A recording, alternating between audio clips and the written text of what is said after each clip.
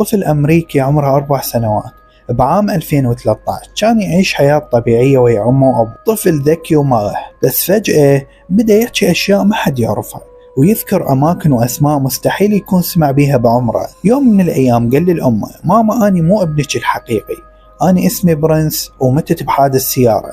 الأم بالبداية ضحكت، لكن الطفل ظل يكرر التفاصيل، وكل مرة يذكر تفاصيل هاي الحادث يذكر اسم أم ثاني وحتى ألوان السيارة ورقم الولاية اللي مات بيه. بس بعد بحث طويل الأم انصدمت، كل شي قاله ابنها صحيح. برنس كان فعلا طفل أسود البشرة، توفى سنة 2005 بحادث سيارة ومات بعمره 8 سنوات، وكل اللي قاله ابنها كان يطابق التقرير الرسمي واسم الأم الحقيقي وتفاصيل الحادث.